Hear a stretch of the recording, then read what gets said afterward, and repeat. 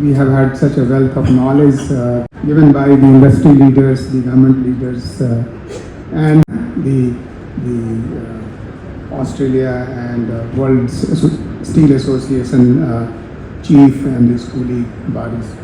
So I think the fact remains that Indian steel capacity is growing, but so is steel capacity in many parts of the world. And as we heard the previous speaker telling us that the steel making steel output in the world, particularly from China, is not coming down as quickly as it was being believed on account of their own issues.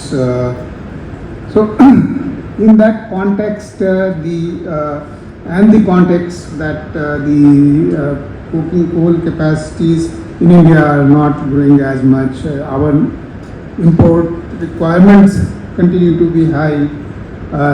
There are issues arising out of the climate change considerations as far as imports are concerned. There are cost concerns not only because of the rising cost of the coal, metallurgical coal and other coals, but also on account of the development in the trade as it taking place throughout the world. What are the choices available before India and the Indian industry and the government together? So then there is this challenge of decarbonization, which will entail additional investments and which also imposes a lot of uncertainty as far as the issue of the composition of the fuel choices are concerned. To what extent will the coking coal remain, to what extent it will be replaced by gas or hydrogen or other sources. So all these issues and conversations and factors impose a lot of uncertainty as well as difficult choices for government and the industry. And ISA's role in bringing more clarity, more transparency on these issues through this summit is very welcome, because these bring together various players and lay bare their own plans, their own future views of futures and the issues that are important to them. India at this moment imports about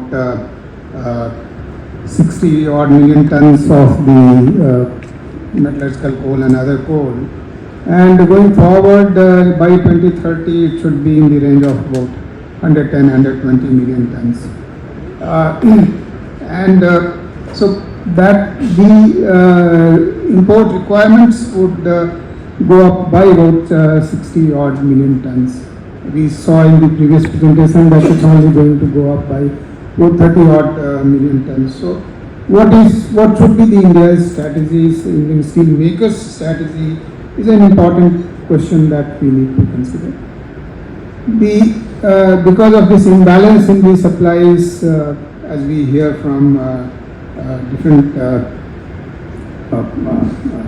experts and industry players, the cost is likely to be an issue, and as I mentioned, because of the various issues impinging on the cost of production and the price that they can charge both to the domestic consumers as well as the international importers, is something which becomes an issue. So does that mean that we do not do anything, or we have a policy menu that allows us to deal with these uncertainties? In this context, working together is the only route that is available, and I think Government of India and the steel fraternity in India are working together.